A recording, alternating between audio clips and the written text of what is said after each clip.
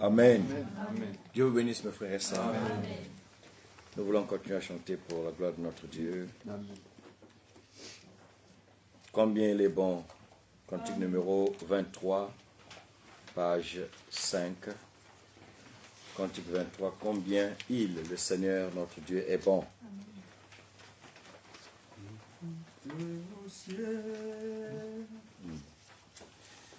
Écoute au ciel et tout ce qu'il y a, combien Jésus-Christ est riche en bonté, et toi des hommes, détail des chants, oh louez-le car il est bon, combien il est bon, combien il est bon, combien il est bon, mon Seigneur, mon Dieu, combien il est bon, alléluia, oui, je le louerai toujours. Il nous a créés pour la vie éternelle, et nous avons péché et avons tout perdu, mais dans sa bonté, il se décida de nous ramener à la vie. Combien il est bon, combien il est bon, combien il est bon, mon Seigneur, mon Dieu, combien il est bon, alléluia, oui, je le louerai toujours. Et comme un agneau, il vint ici-bas et versa son sang pour nous racheter. Depuis ce jour-là, nous pouvons crier, ô mort, où est ton aiguillon? Combien il est bon, combien il est bon, combien il est bon, mon Seigneur, mon Dieu, combien il est bon, alléluia, oui, je le louerai toujours. Pareil à un aigle qui vole sur nous, il voit nos besoins, nul n'est en danger, et à chaque jour il jette ce cri, ne craignez rien car je suis là. Combien il est bon, combien il est bon, combien il est bon, mon Seigneur, mon Dieu, combien il est bon, alléluia, oui, je le louerai toujours.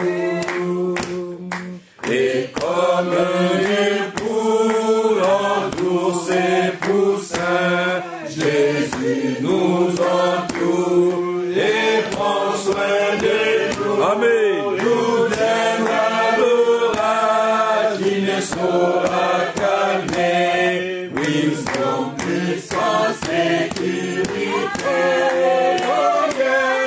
Combien il est bon, combien il est bon, combien il est bon, mon Seigneur, mon Dieu, combien il est bon, alléluia, oui, je le louerai toujours. Je loue et j'adore mon Seigneur Jésus pour tout ce qu'il ne cesse de faire pour moi. Amen. Oh, je ne puis compter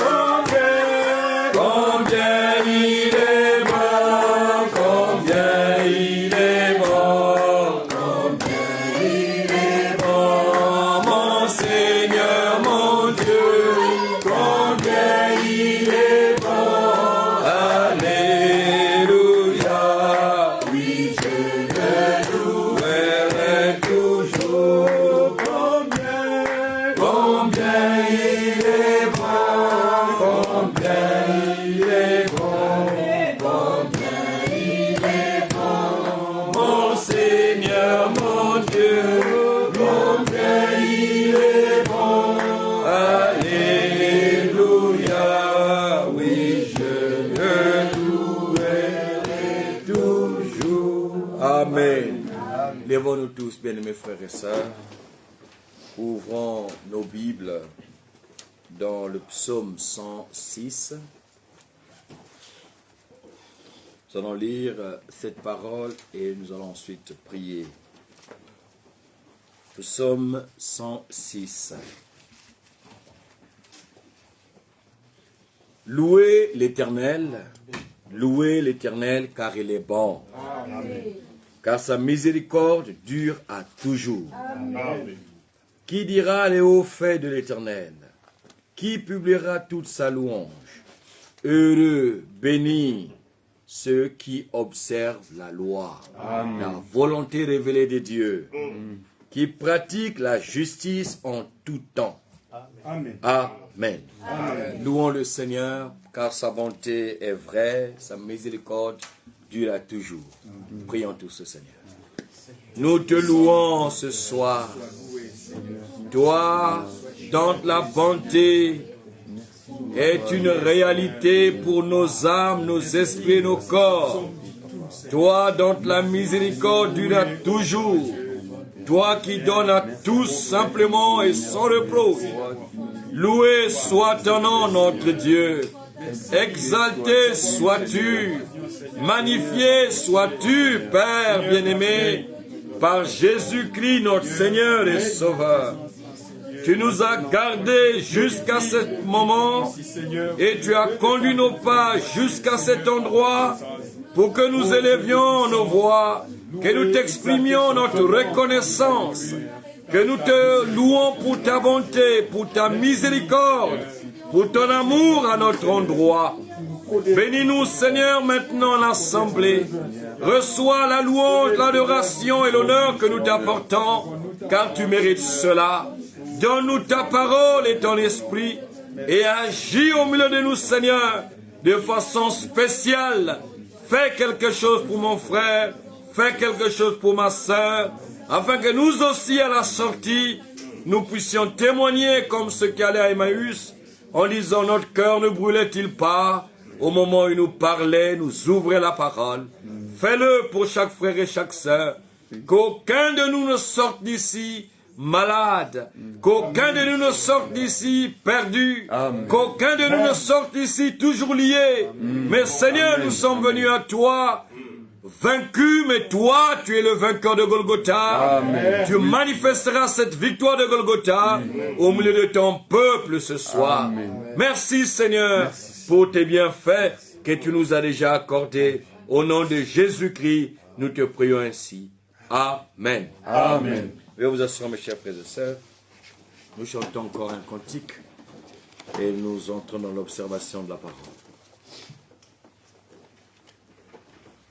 L'amour riche et insondable de Dieu, cantique numéro 28, page 7.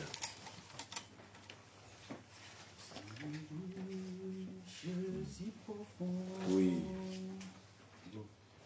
Si riche, si profond, insondable, c'est l'amour divin.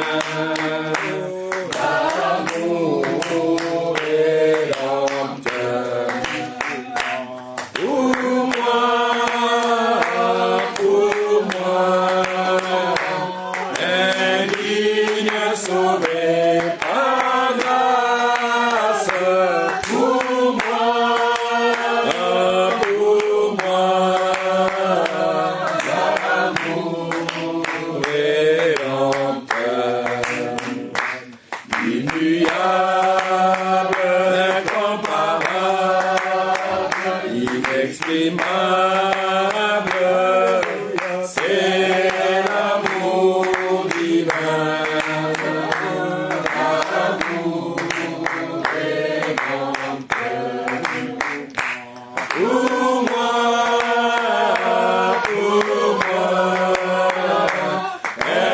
digne sauvé par grâce pour moi, l'amour rédempteur. Comme c'est beau, comme c'est doux, de témoigner cet amour divin, l'amour rédempteur. Pour moi, indigne sauvé par grâce, pour moi, l'amour rédempteur. Pour moi, indigne sauvé par grâce, pour moi, l'amour rédempteur. Amen. C'est par sa grâce que nous sommes sauvés. C'est par sa grâce que nous sommes guéris. C'est par sa grâce que nous sommes pardonnés. C'est par sa grâce que nous sommes justifiés. C'est par sa grâce que nous sommes ici ce soir. C'est par sa grâce que nous irons bientôt au ciel. Par sa grâce. Amen. Quelle grâce étonnante. Amen. À Dieu soit l'honneur, à Dieu soit la louange au siècle des siècles. Alors, nous vous passons les salutations de nos bien-aimés frères et sœurs. Le frère Bill, serviteur de Dieu à Luanda, en Angola, vous salue. Le frère Jean Bosco, serviteur de Dieu à Breda, aux Pays-Bas, vous salue. La sœur Nancy Ngoma vous salue, au nom du Seigneur Jésus-Christ, notre sœur de Bloomington. Le frère Serge de Bloomington vous salue aussi, au nom du Seigneur Jésus-Christ. Et que Dieu nous bénisse tous. Amen. Et que nous saluons aussi tous nos bien-aimés frères et sœurs, partout où ils sont, et aussi ceux qui sont en ligne, en communion avec nous. Que Dieu les bénisse tous de la même bénédiction que nous qui sommes ici en présentiel. Amen. Amen. Parlons de ces frères et sœurs qui nous suivent en ligne. Dieu nous a bénis de façon particulière. Nos bien-aimés qui suivent les prédications en ligne ont reçu de la part du Seigneur la conviction qu'ils devraient nous soutenir avec le matériel pour la sonorisation et les médias. Nous n'avons pas demandé. Dieu lui-même a convaincu les cœurs de nos bien-aimés frères et sœurs et ils nous ont envoyé tout ce matériel. Quand j'ouvrais ça, je ne savais même pas à quoi servaient certaines choses. Et il y a encore tout un carton qui est resté chez moi à la maison. Et c'est pour que nous fassions un travail de qualité pour que ceux qui nous suivent et qui sont en communion avec nous au travers des réseaux sociaux, médias Facebook ou YouTube, puissent aussi avoir la communion avec nous. Que Dieu les bénisse richement. Amen. Moi, je suis très touché par ce que les enfants de Dieu font pour l'œuvre du Seigneur. Nous sommes enseignés par le Saint-Esprit au travers des Saintes Écritures que c'est l'œuvre du Dieu de ton Père qui te bénira. Amen. C'est l'œuvre de Dieu qui te soutiendra. Amen. C'est elle qui t'aidera. Amen. Quand vous avez l'œuvre de Dieu à cœur, Dieu ne manquera jamais de vous bénir. Amen. Il vous donnera tout ce dont vous avez besoin pour son œuvre. Amen. Amen. Amen. Et ce que nous avons reçu là, c'est pour l'œuvre de Dieu. Alors nous avons besoin de mettre ça au service du Seigneur. Nous devons apprendre, tous ceux qui veulent apprendre à manipuler les micros, les médias, synthétiseurs et autres. En tout cas, nous devons tous apprendre. Amen. Amen. Et nous sommes en train de chercher une bonne connexion Internet. La sœur Ornella me doit quelques informations à la fin parce que nous lui avons confié la mission de voir cela. J'ai parlé aussi avec notre frère Simplice qui vous salue aussi, j'allais oublier. Frère Simplice Meya, de notre assemblée de Roissy-en-Brie, qui aussi est disposé à venir un week-end, rester avec nous ici et avec nous montrer comment est-ce que nous devons utiliser tous les matériels. Amen. Il y a un autre frère aussi qui va venir pour ça. Alors, ce que nous voulons dire, c'est que Dieu bénisse richement tous nos frères et nos sœurs et que ce que nous avons reçu serve pour l'œuvre de Dieu, pour l'avancement du royaume de Dieu. Amen. Amen. Que Dieu vous bénisse richement. Amen. Nous avons notre sœur. C'est pour la première fois que je vous vois. Levez-vous, sœur. Voilà, sœur Marthe. Que Dieu vous bénisse, ma sœur. Vous habitez ici, Chartres. Vous êtes la bienvenue. Qui vous a amené ici, sœur? La sœur Bijou. Sœur Bijou, que Dieu te bénisse. Que Dieu bénisse sœur Marthe. Tu es chez toi à la maison. Que le Seigneur te bénisse richement. Voilà, tu peux t'asseoir. Oui, ma sœur. C'est une sœur de message. C'est une sœur qui croit le message divin. Depuis Kinshasa, d'accord. Elle est ici à Chartres. Oui. Il y a 15 ans. 15 ans ici à Chartres. Pas d'assemblée à Chartres. Voilà. C'est juste pour souligner. Voilà. 15 ans. Pas d'assemblée. Voilà. Que le Seigneur te bénisse. Voilà. L'assemblée est là, à Chartres. Que Dieu te bénisse richement, sœur Marthe. Nous avons aussi notre frère ici. Levez-vous, frère. C'est le frère Donald. Voilà, le frère Donald est ici à Chartres. Que Dieu le bénisse. Amen. Et il est venu avec le frère Chris. Que Dieu te bénisse, frère. Tu es le bienvenu. Voilà, que Dieu nous bénisse tous. Amen. Dans le nom saint et précieux de Jésus-Christ. Amen. Nous n'allons pas faire longtemps ce soir. D'ailleurs, j'ai besoin de regarder le temps. J'ai oublié ma montre. Juste pour que je n'abuse pas des heures. Nous n'allons pas faire longtemps. Nous allons juste nous exhorter encore, comme le Seigneur le dit, aussi longtemps que nous pouvons dire aujourd'hui. Nous devons nous exhorter les uns les autres dans l'attente de l'accomplissement des promesses. Je vis encore de la manne que nous avons richement reçue le week-end passé. Nous avons eu des moments très très édifiants avec nos bien-aimés frères qui sont venus de partout. Nous étions réunis à Paris, en région parisienne, pour deux jours, le week-end du 19 au 20 novembre. C'était des moments bénis. Tous ceux qui étaient là, qui ont suivi aussi en ligne, peuvent tous expérimenter, proclamer que le Seigneur a beaucoup agi. Par sa parole et par son esprit, le Seigneur nous a beaucoup aidés. Amen. Amen. Je me rappelle que frère Chris voulait aussi être là. Nous étions au moins, je pense, de Chartres, on était peut-être 27-28. Tout s'est bien passé. Les chambres, nous avons bien mangé. Gloire au Seigneur pour toutes choses. Nous avons beaucoup reçu de la part du Seigneur. Et des moments comme ça aussi, nous les aurons dans la suite des temps. Amen. Amen. La communion fraternelle, c'est une marque d'identification de la vraie Église de Jésus-Christ. Amen. Amen. La communion fraternelle. Quand vous lisez les Actes des Apôtres, chapitre 2, parmi les marques d'identification de la vraie Église de Jésus-Christ, il y avait la communion fraternelle. Amen. Dieu et ses enfants ont toujours voulu être en communion.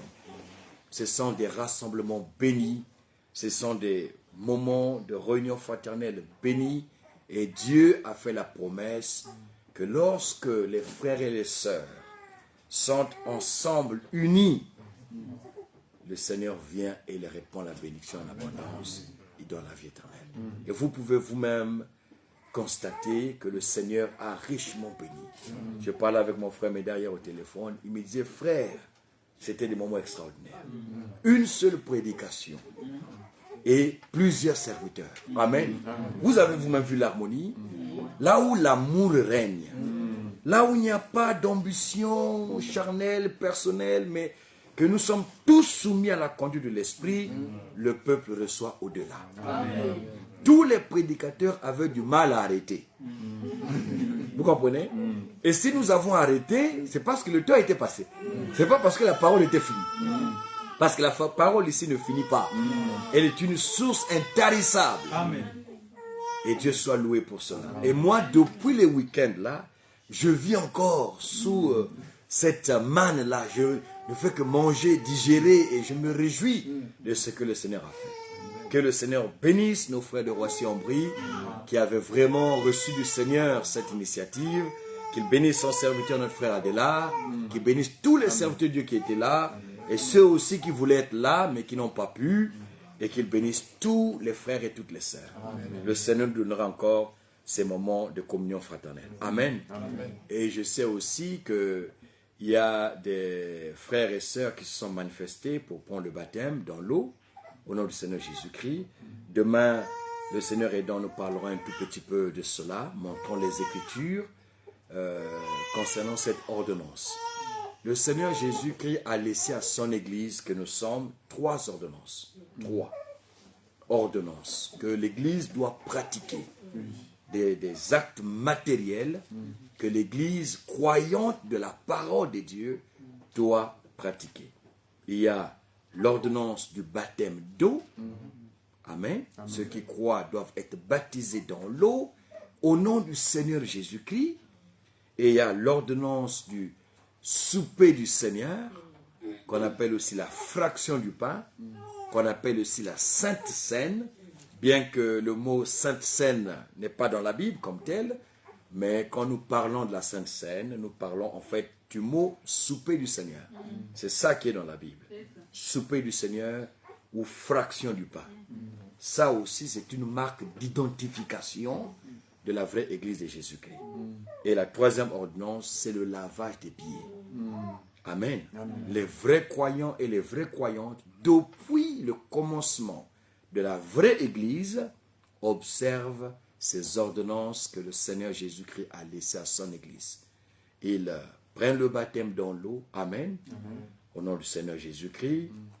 Ils célèbrent, ils prennent part à la fraction du pain, ça veut dire le souper du Seigneur, appelé aussi la Sainte Seine, et ils se lavent mutuellement les pieds. Amen.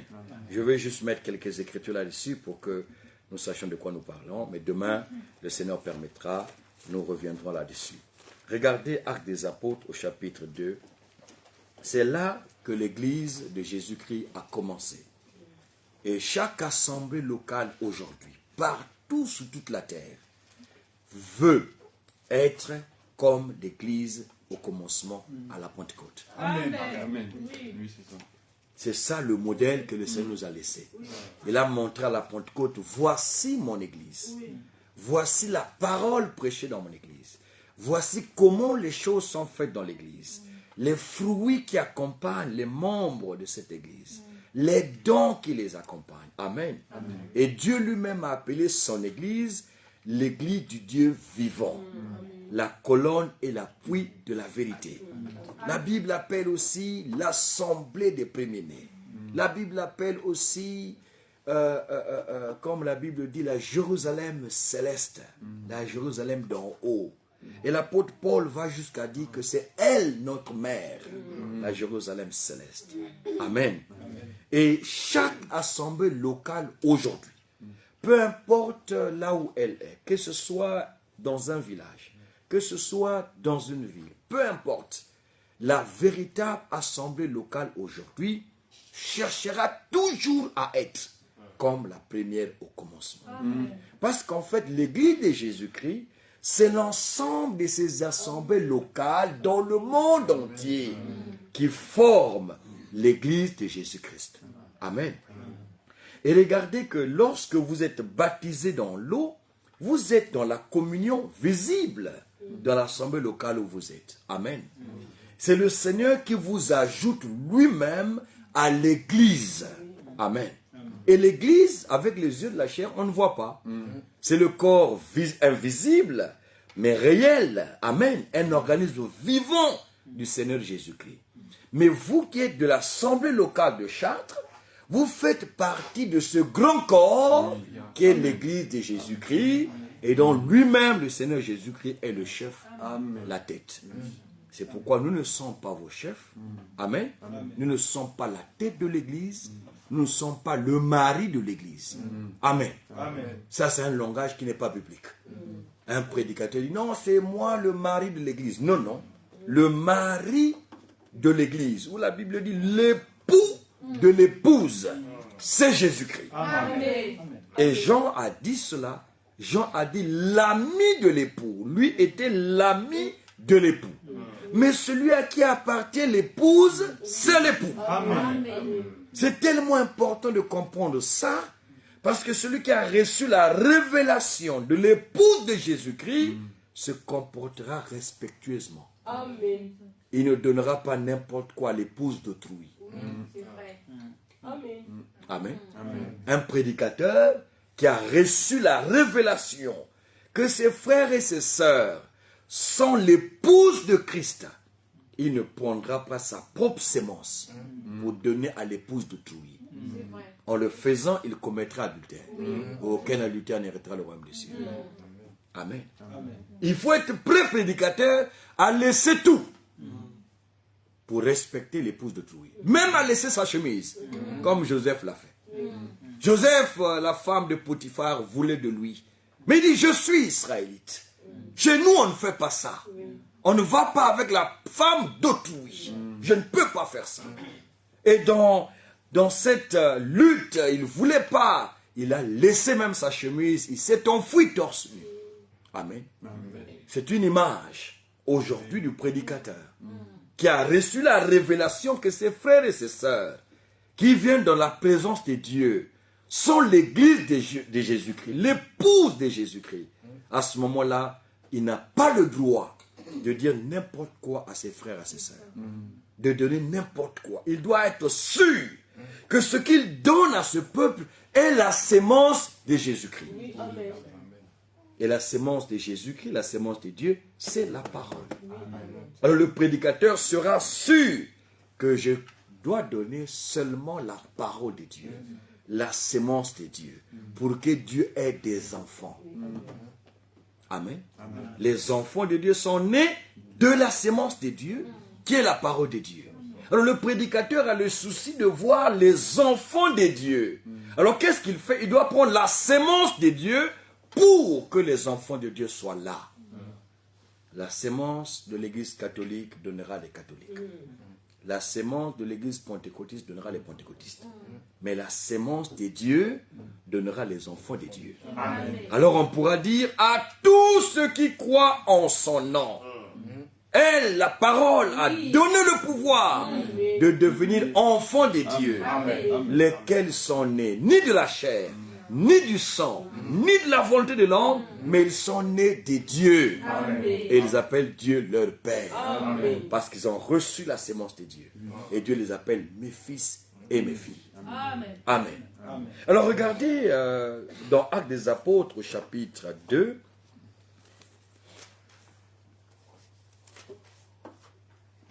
Le verset 41. Ceux qui acceptèrent sa parole furent baptisés. Et en ce jour-là, le nombre des disciples augmenta d'environ 3000 âmes. Ils persévéraient dans l'enseignement des apôtres, au singulier. Amen. Comme le frère mesdames l'a rappelé hier, c'est une seule prédication. Oui, amen. Nous n'avons qu'une prédication. Et Ésaïe l'a mentionné au nom du Seigneur. Jésus l'a répété, notre prédication. Je vais revenir ici. Regardez. Ésaïe au chapitre 53.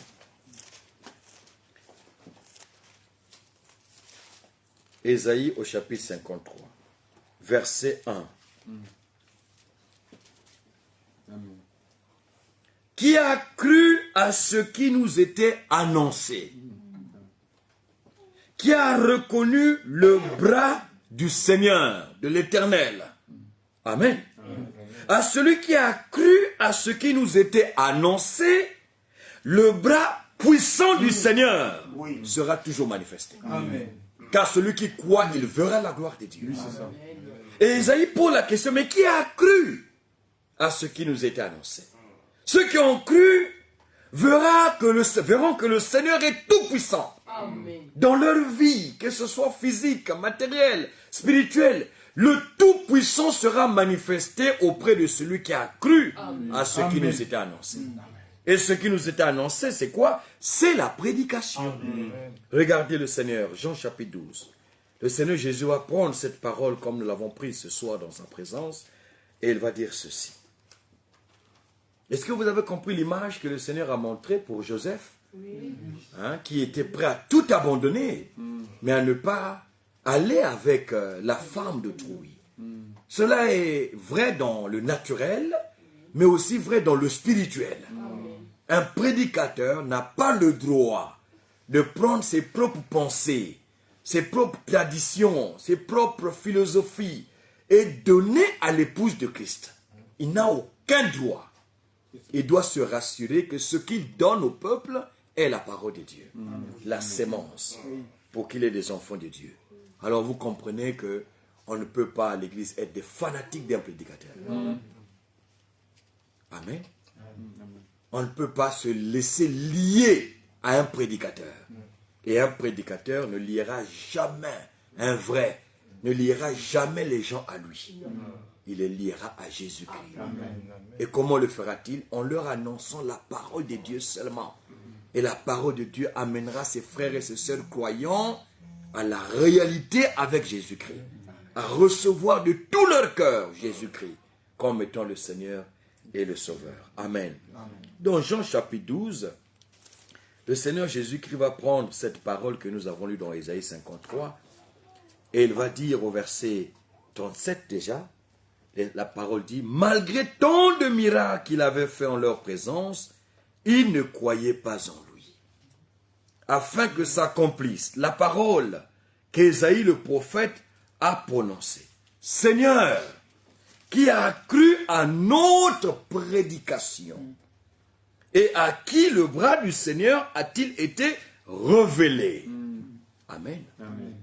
Où est que ce que Ésaïe appelle là-bas, ce qui nous était annoncé, le Seigneur Jésus l'appelle ici notre prédication. Parce qu'en fait, ce qui nous a été annoncé, c'est ça notre prédication. Ce qui vous est annoncé, c'est là notre prédication. Et alors on pose la question, mais qui a cru à notre prédication? Amen. Celui qui a cru à notre prédication verra que Dieu est tout-puissant. Dans Romains au chapitre 10. Romains au chapitre 10. Regardez cette écriture encore. Romains au chapitre 10. L'homme de Dieu était amené à dire, Romains 10, il est écrit, depuis le verset 9, si tu crois de ta bouche, si tu confesses, de ta bouche, le Seigneur Jésus, et si tu crois dans ton cœur que Dieu l'a ressuscité des morts, tu seras sauvé. Amen. Car c'est en croyant du cœur qu'on parvient à la justice. Et c'est en confessant de la bouche qu'on parvient au salut. Selon ce que dit l'Écriture. Et que dit l'Écriture? Vous voyez que l'Écriture parle. Quiconque croit en lui ne sera point confus. Il n'y a aucune différence, en effet, entre le juif et le grec, puisqu'ils sont tous le même Seigneur, qui est riche pour tous ceux qui l'invoquent. Car quiconque invoquera le nom du Seigneur sera sauvé. Amen. Regardez ici, bien-aimés frères et sœurs. Quiconque invoquera le nom du Seigneur. Donc le Seigneur a un nom. Amen. Le Seigneur, c'est ce qu'il est. C'est l'un des titres qu'il porte comme sauveur, mais il a un nom. Amen. Dans l'Ancien Testament, son nom était l'Éternel, Yahvé. Il dit à Moïse, c'est cela mon nom. Exode chapitre 6 et d'autres écritures. Amen. Le nom de l'Éternel, ou le nom de notre Dieu, dans l'Ancien Testament, c'est l'Éternel, Yahvé. Amen. Mais dans la Nouvelle Alliance, en rapport avec notre rédemption, le Yahvé de l'Ancien Testament est Jésus dans le Nouveau Testament. Amen. Et le mot là, le nom là, Jésus, veut dire Yahvé est sauveur. Amen. Parce que c'est lui, l'ange avait dit, c'est lui, Jésus, qui sauvera son peuple de ses péchés. C'est Dieu dans la chair, pour la rédemption. Alléluia. Ça, c'est le mystère de notre foi. Et il est grand, sans contredit. Dieu qui est esprit a été manifesté dans la chair. Dans quel but? Dans le but de te sauver et de me sauver. Et comme nous aimons le dire, il est devenu semblable à nous. Et bientôt, nous deviendrons semblables à lui. Amen. C'est le plan merveilleux de Dieu pour notre salut. Et à lui soit la gloire, à lui soit l'honneur. Amen. Maintenant, le Seigneur, en fait, regardez qu'on a traduit le nom du Seigneur. Partout où vous lirez dans le Nouveau Testament, lorsqu'on fait référence à l'Ancien Testament, là où il est écrit l'Éternel dans l'Ancien Testament, vous trouverez ça dans le Nouveau Testament, Seigneur. C'est ça. L'Éternel Seigneur. L'Éternel Seigneur. Mais en réalité, son nom dans le Nouveau Testament n'est pas Seigneur. Non. Seigneur, c'est ce qu'il est. Mais dans l'Ancien Testament, son nom, c'est l'Éternel. Amen. Amen. Allons-y, allons-y.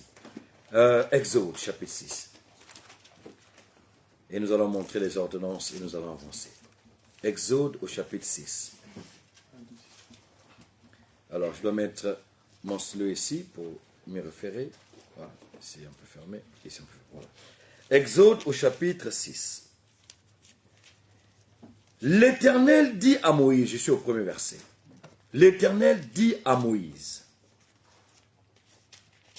Il me faut mettre quelque chose pour revenir dans Actes chapitre 2, sinon je risque d'aller un peu plus loin que ça. Actes des apôtres, là où j'étais, voilà. Voilà.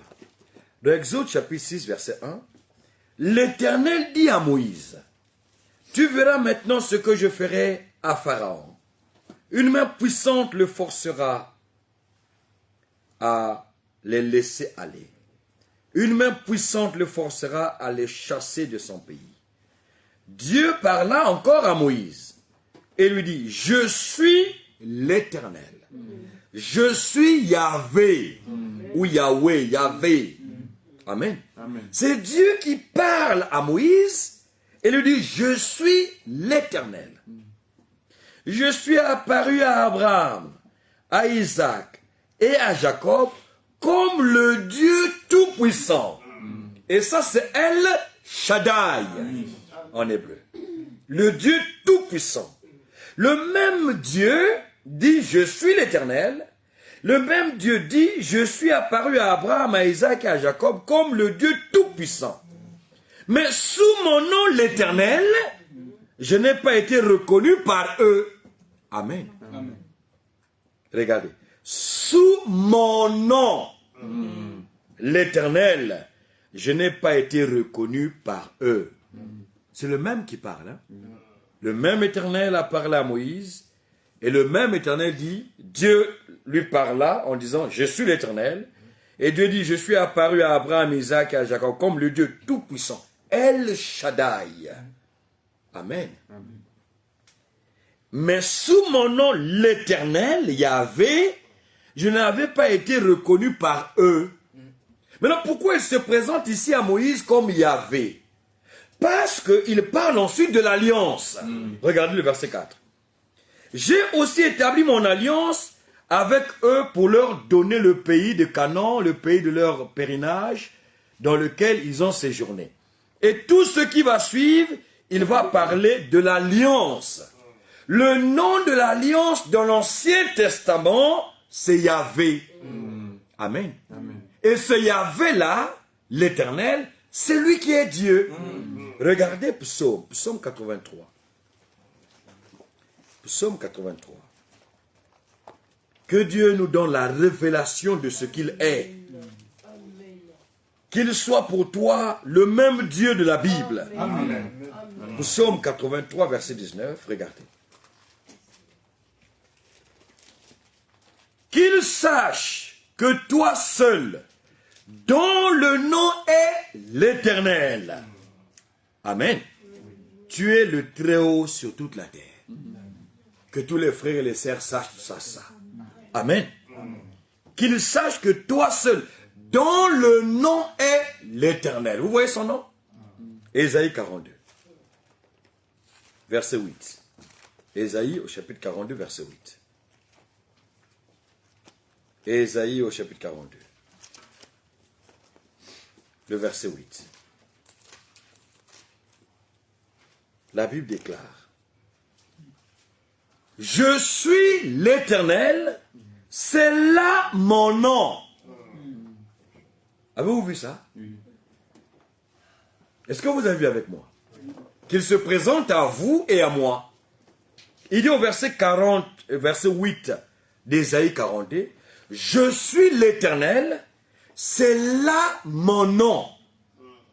Dites amen, frère et sœur. Amen. Et un jour en Israël, le peuple était clopin-clopant. Il ne savait pas où aller. Le peuple allait parfois adorer Baal. Et c'est Baal qui est Dieu. Et parfois il venait auprès de Dieu. Il disait, ah mais c'est l'Éternel qui est Dieu. Et vous connaissez l'histoire. Un roi. Écoutez comment est-ce que le peuple a vu la gloire de Dieu et ce que le peuple a confessé après. Que tous les frères et les sœurs dans le monde entier voient la gloire de Dieu et qu'ils fassent la même confession biblique. Regardez, je prends d'abord le verset 20, 1 Roi chapitre 18, verset 20. Akab envoya des messagers vers tous les enfants d'Israël et il rassembla les prophètes à la montagne du Carmel. Alors Élie s'approcha de tout le peuple et dit, jusqu'à quand boiterez-vous des deux côtés? Si l'Éternel est Dieu, allez après lui. Si c'est Baal qui est Dieu, allez après lui. Le peuple ne lui répondit rien. Il n'avait pas de réponse. Parce que parfois ils allaient chez Baal.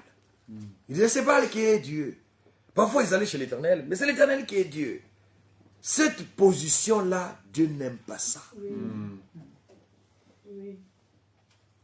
Soit c'est Yahvé qui est Dieu, que vous allez suivre, obéir et servir, soit c'est Baal qui est Dieu, suivez-le, servez-le.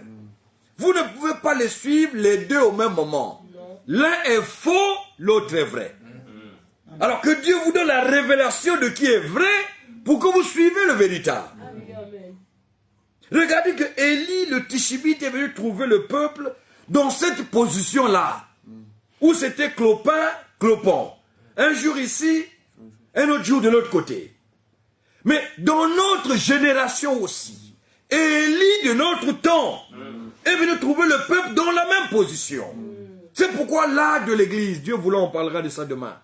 L'âge de l'église de la Odyssée, Apocalypse chapitre 3, la Bible déclare, je sais que tu n'es ni froid, tu n'es ni bouillant. Soit tu es froid, soit tu es bouillant. Mais comme tu n'es ni froid, tu es bouillant, tu es tiède. Et la tiédeur pousse Dieu à dire, je te vomirai de ma bouche. Parce que la tiédeur cause les vomissements, les nausées. Soit c'est chaud, soit c'est froid. Mais le mélange n'est pas une bonne chose. Chez Dieu, il n'accepte pas ça. Et ce que Élie le Tishbite avait trouvé au milieu du peuple, Élie le messager de notre temps est venu trouver ça aussi.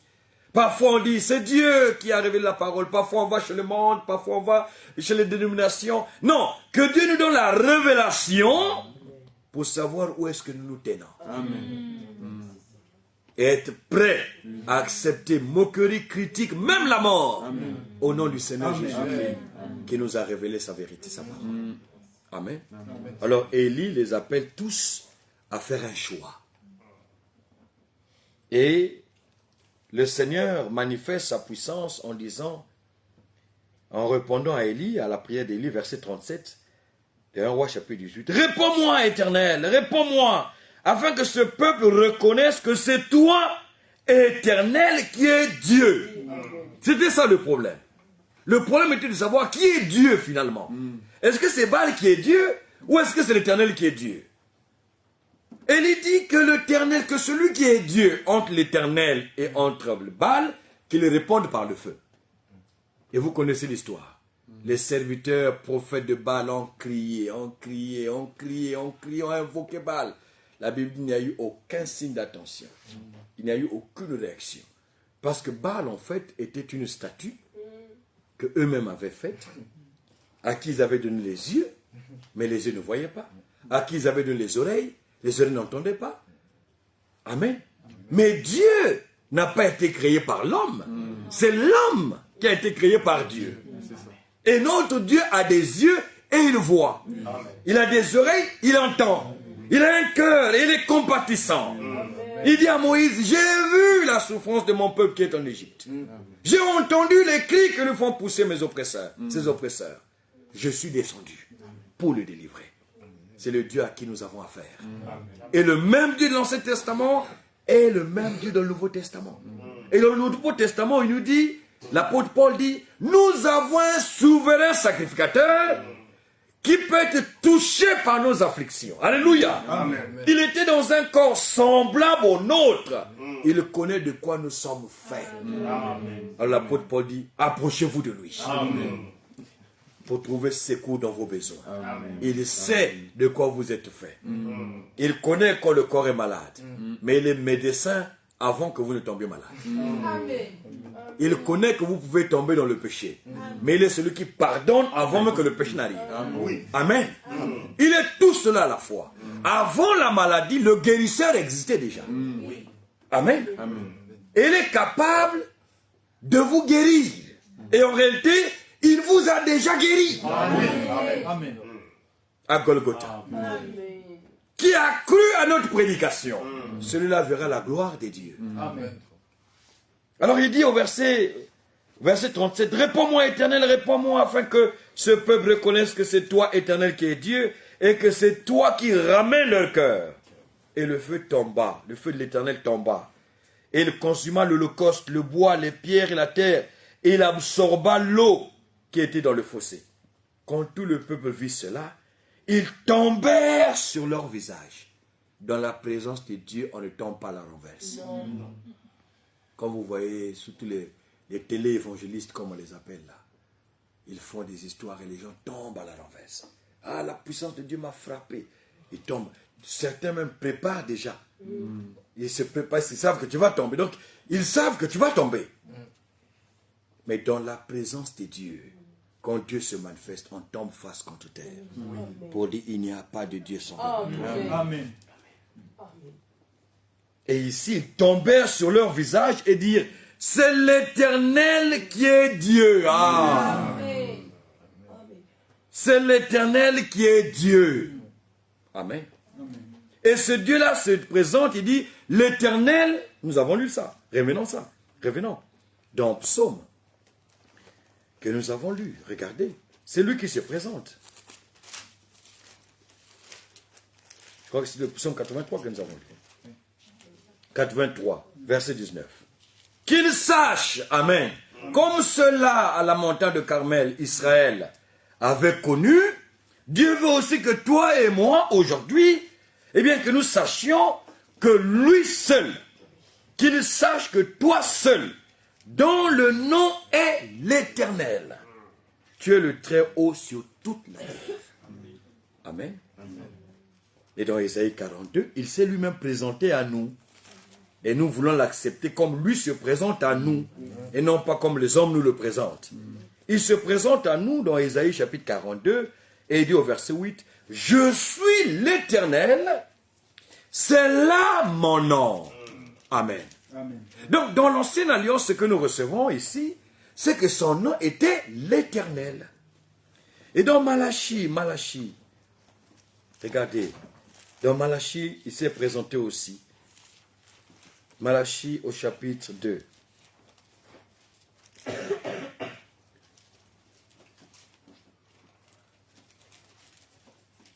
Il dit, Malachie au chapitre 2, chapitre 3 plutôt, chapitre 3, verset 6. Là-bas, il a dit, l'Éternel est mon nom. Ici, il dit, car je suis l'Éternel et je ne change pas. Amen. Amen. Maintenant, avec ça, vous allez dans la Nouvelle Alliance.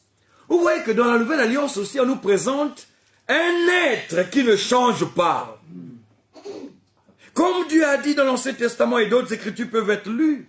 Je suis le premier, je suis le dernier, il a dit à Ésaïe. Dans le Nouveau Testament, nous trouvons un seul qui lui dit aussi, je suis le premier et le dernier. L'alpha et l'oméga. Et l'apôtre Paul nous dit, Jésus-Christ est le même. Hier, aujourd'hui et pour toujours, éternellement. Donc il ne change pas. Or, dans l'ancienne alliance, un seul s'est présenté et a dit, je suis l'Éternel, je ne change pas.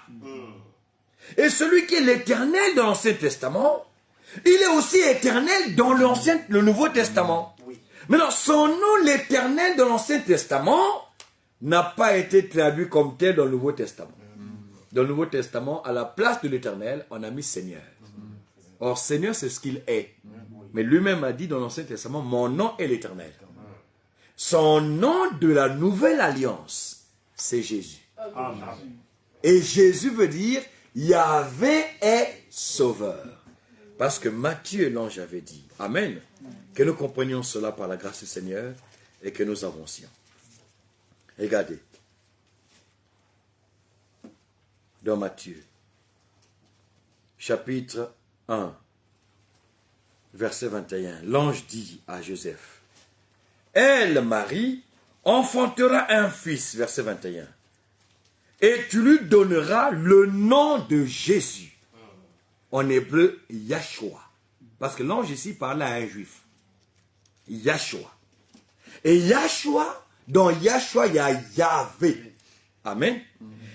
Il dit, c'est lui qui sauvera son peuple de ses péchés.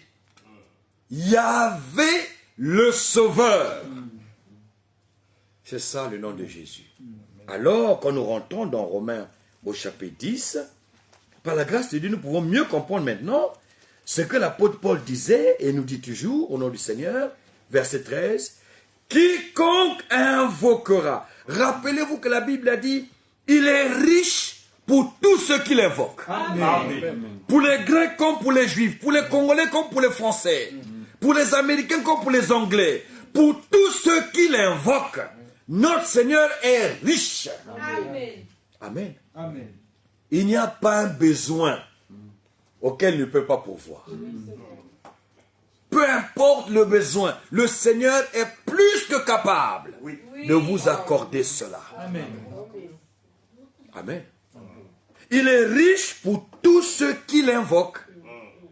Maintenant il dit, car quiconque invoquera le nom du Seigneur sera sauvé. Donc le Seigneur a un nom qu'il nous faut invoquer pour voir la gloire de Dieu. Le Seigneur n'est pas son nom. Le Seigneur, c'est ce qu'il est. Le Sauveur n'est pas son nom. Le Sauveur, c'est ce qu'il est. Père n'est pas son nom. C'est ce qu'il est. Il porte plusieurs titres, mais il n'a qu'un seul nom. Dans l'Ancien Testament, Yahvé. Dans le Nouveau Testament, Jésus-Christ. C'est pourquoi le baptême, nous le faisons au nom du Seigneur Jésus-Christ. Amen. Quiconque l'invoquera sera sauvé. Le nom du Seigneur. Maintenant, il dit, comment donc invoqueront-ils celui en qui n'ont pas cru? Pour l'invoquer et voir combien il est riche pour toi, il faut que tu crois en lui. Mais comment croiront-ils en celui dont ils n'ont pas entendu parler? Il faut qu'on te parle de lui. Et comment entendront-ils parler s'il n'y a personne qui prêche? Donc il faut qu'il y ait quelqu'un qui prêche. Et comment y aura-t-il des prédicateurs s'ils ne sont pas envoyés? Donc Dieu doit envoyer des prédicateurs. Oui. Selon qu'il est écrit qu'ils sont beaux, les pieds de ceux qui annoncent la paix, de ceux qui annoncent les bonnes nouvelles. Ça c'est Ésaïe 52. Et après, Ésaïe 52 et Ésaïe 53. Et après, verset 16, mais tous n'ont pas obéi à la bonne nouvelle. Tous n'ont pas cru à la bonne nouvelle. Parce que chez Dieu, croire, c'est obéir. Amen. Amen. Tous n'ont pas cru à la bonne nouvelle. Aussi Ésaïe dit-il, Seigneur, qui a cru à notre prédication? Amen. Vous voyez la même écriture? Ésaïe 53, Jean chapitre 12, Romains chapitre 10, verset 16, qui a cru à notre prédication. Et à celui qui a cru à notre prédication, le bras tout-puissant de Yahvé sera manifesté. Parce qu'il est riche pour tous ceux qui l'invoquent. Alléluia. Donc notre prédication, elle est une. Nous n'avons pas deux prédications. Nous n'avons qu'une seule prédication. Regardez, 1 Thessaloniciens.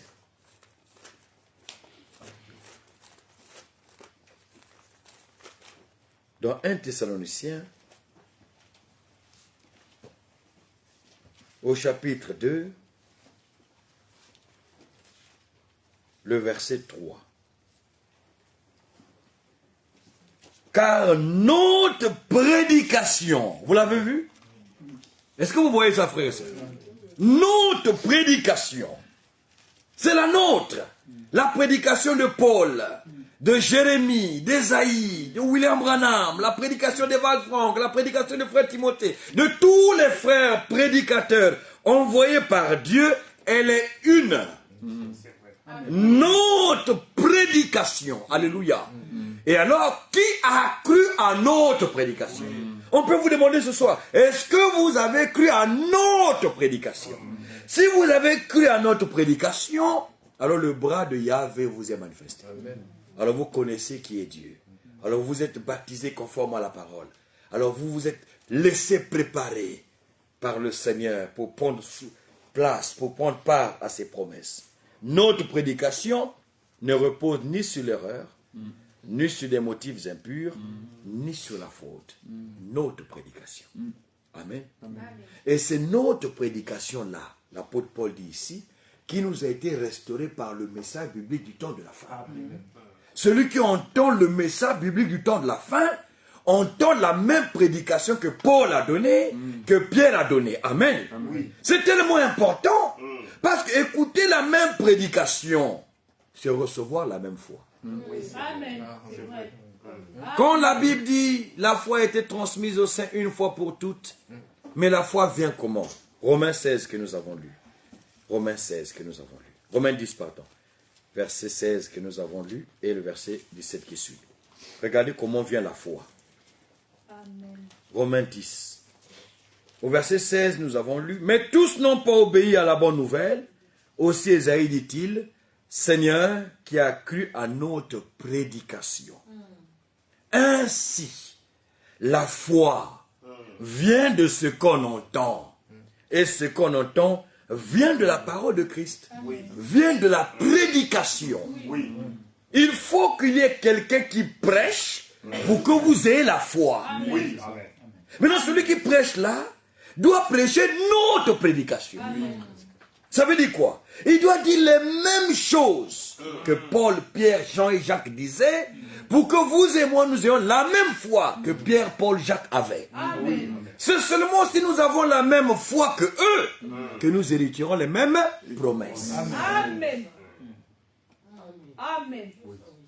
Pierre, Jean et Jacques et les autres, nous pouvons tous, avec les Pentecôtés et les autres, nous pouvons tous nous accorder qu'ils étaient dans le vrai. Ils seront au ciel, dans la gloire. Nous sommes tous d'accord là. Maintenant, pour nous qui sommes ici sur la terre, la question c'est qui prêche comme eux, qui croit comme eux, qui baptise comme eux. C'est pourquoi la vraie assemblée locale aujourd'hui cherchera à écouter la même prédication. Que si Paul était ici, si Pierre était ici, ils diront Amen à la prédication. Il faut que vous ayez cette statue dans le cœur. Quand vous quittez la maison, vous parcourez des distances et tout, vous venez à l'assemblée, il faut que vous soyez totalement convaincus que si Paul, Pierre, Jean et Jacques étaient à Chartres, ils diraient la même chose, ils croiraient la même chose. Si vous n'avez pas cette conviction-là, vous perdez votre temps. Vous devez avoir ça dans le cœur. Amen. C'est pourquoi les prédicateurs doivent veiller à ce que le peuple ne reçoive que cela. C'est pourquoi Dieu nous a envoyé un message. Le message, c'est la restauration de ceci. Amen. La même prédication pour produire en vous les mêmes effets que les premiers. Amen. La vraie nouvelle naissance, le vrai baptême de l'esprit, la vraie espérance, les vrais fruits de l'esprit, les vrais dons, le vrai amour, tout ce qui était authentique au commencement, Dieu veut le voir à la fin, mais pour la voir, il faut qu'il envoie la même parole. Amen. C'est pourquoi la même parole nous est annoncée, pour que nous fassions les mêmes expériences. Amen. Écoutez, si vous écoutez une autre prédication, vous recevrez un autre Jésus. Vous recevrez un autre esprit. Regardez. C'est vrai. Je pense que c'est Corinthiens. Regardez ça.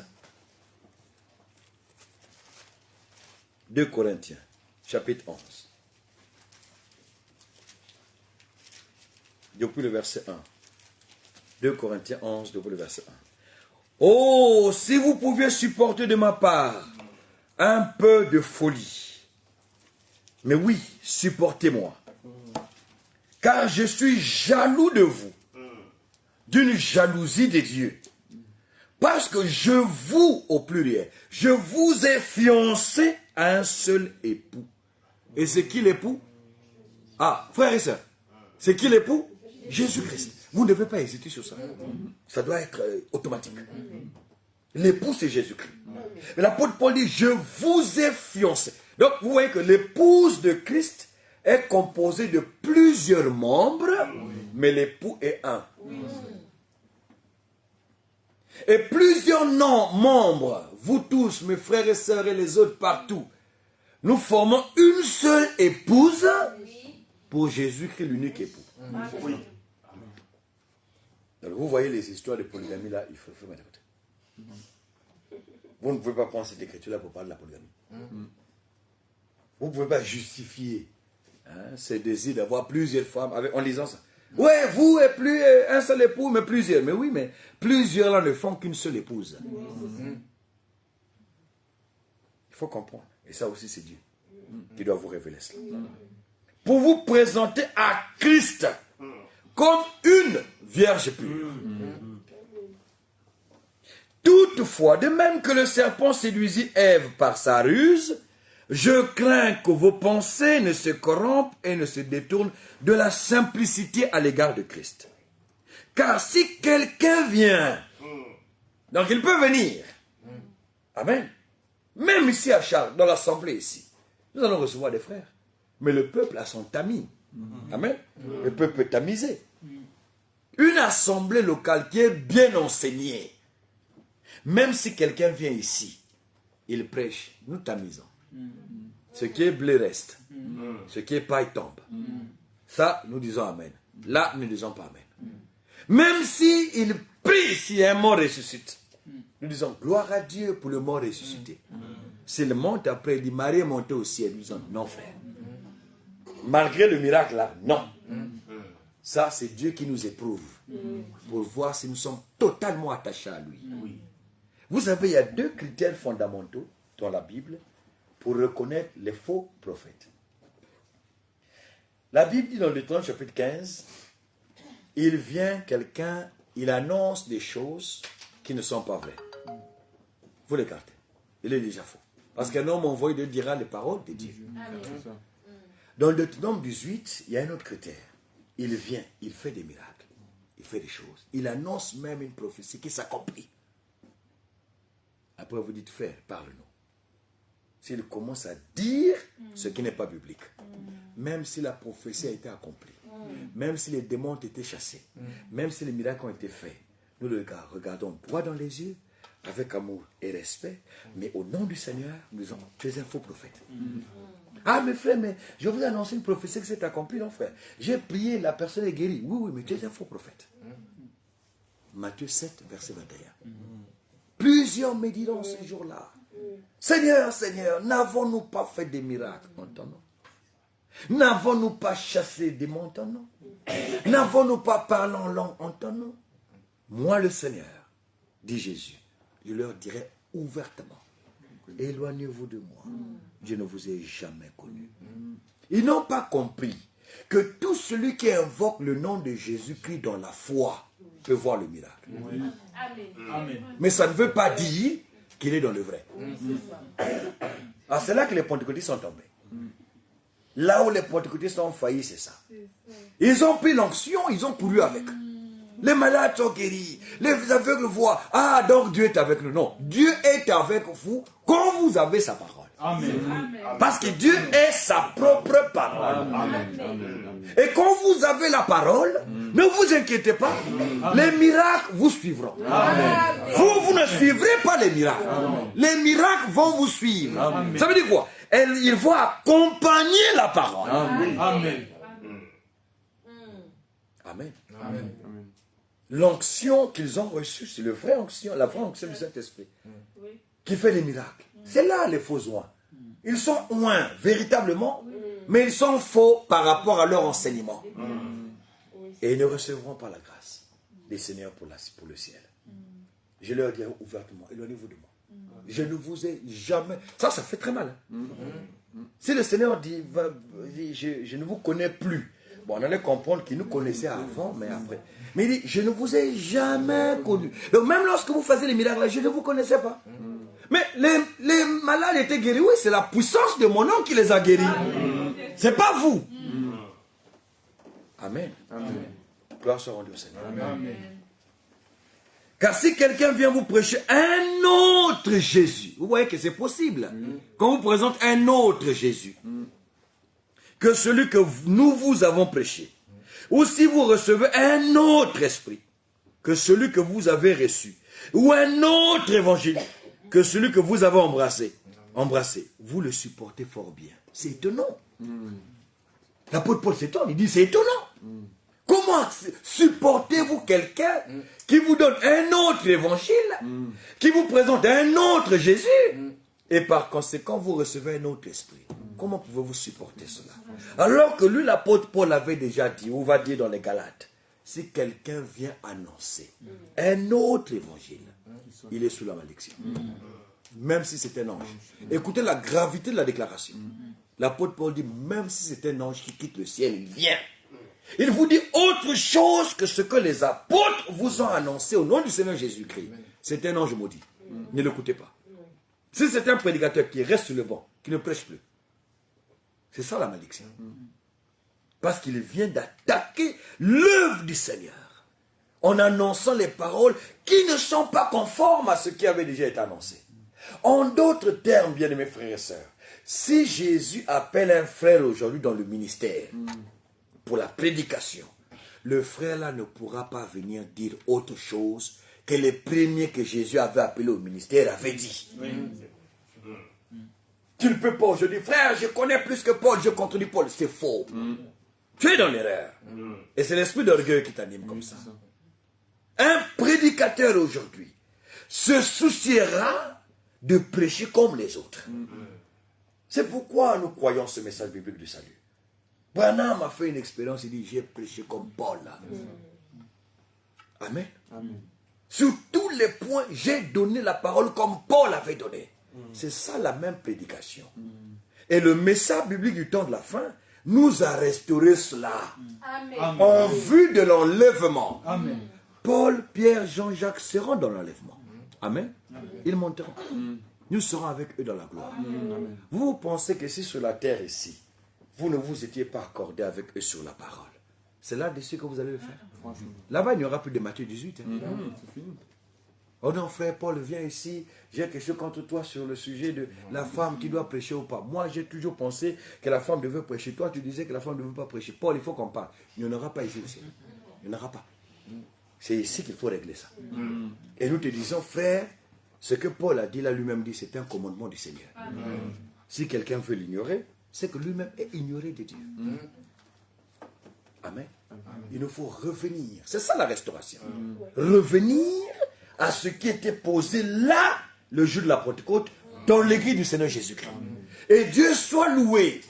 Nous avons sur la terre aujourd'hui des hommes et des femmes qui croient exactement comme les premiers frères et les premières sœurs dans la Bible croyaient. Alors vous pouvez être sûr que vous expérimenterez les mêmes choses. Amen. À Dieu soit la gloire. Amen. Une seule prédication. Alors l'apôtre Paul peut dire dans Éphésiens chapitre 4, Éphésiens 4, il peut dire ceci. Depuis le verset 7. Mais à chacun de nous, Éphésiens 4, 7. À chacun de nous, la grâce a été donnée selon la mesure du don de Christ. C'est pourquoi il est dit, quand vous lisez, il est dit, il est écrit, c'est dans l'écriture. Il est écrit ou il est dit, ça c'est Psaume 68, nous n'avons pas le temps, mais vous irez lire à la maison, Psaume 68, verset 19. C'est pourquoi il est dit, étant monté dans les hauteurs, il a amené des captifs. Il a fait des dons aux hommes. Or, que signifie il est monté, sinon qu'il est aussi descendu dans les régions inférieures de la terre? Celui qui est descendu, c'est le même qui est monté au-dessus de tous les cieux afin de remplir toutes choses. Amen. C'est de Jésus qui parle. Amen. C'est toujours de lui qu'on parle. Toute la Bible parle de lui. Amen. C'est de lui qu'on parle. Et notre prédication, c'est lui. Amen. Regardez comment l'apôtre Paul montre ici. Celui qui est descendu, c'est le même qui est monté. Mais avant de descendre, avant de monter, il était descendu. Mais regardez, lui-même disait, je suis venu du ciel. Amen. Il est descendu du ciel. Et celui qui est descendu du ciel est allé dans les régions inférieures. Et cela est monté au-dessus des cieux. Dans très peu de temps, il va descendre encore du ciel. Le Seigneur descendra bientôt du ciel. Amen. Croyez-vous ça, frère? Amen. Le même Seigneur, dans le même corps dans lequel il était monté, il descendra dans ce même corps-là. Amen. Que le diable ne vous ennuie pas. Il y a une grosse séduction partout sur toute la terre. Mais l'époux de Jésus-Christ est gardé. Amen. D'autres parlent d'un Jésus qui est déjà revenu. D'autres disent encore c'est spirituel. Non, ce n'est pas spirituel. C'est Jésus physique. Amen. Qui descendra du ciel. Alléluia. Regardez, regardez. Ah, c'est merveilleux. Regardez. Actes des apôtres. Actes, chapitre 1. J'avais mis la main sur Actes chapitre 2. Mais allons dans Actes chapitre 1. L'œuvre du Seigneur ici à Chartres, nous sommes juste, c'est le 3e mois, je pense, hein, le 28 ici. C'est pourquoi il faut que nous revenions même sur les choses que nous avons déjà entendues, que nous croyons déjà. Parce que non seulement il y a des nouveaux parmi nous, mais aussi il faut que nous soyons édifiés sur ces choses-là. L'apôtre, ou plutôt l'évangéliste Luc écrit à son ami Théophile, il dit, pour que tu reconnaisses la certitude des enseignements que tu as déjà reçus. Tu as déjà reçu ça, mais sois encore conforté. Amen. Que ce que tu as reçu là est vrai. Amen. C'est ça. Amen. Amen. Donc parfois il faut nous permettre de revenir sur les à dire, ah mais nous connaissons, oui mais revenons encore. C'est toujours bien. Actes des apôtres, regardez, chapitre 1.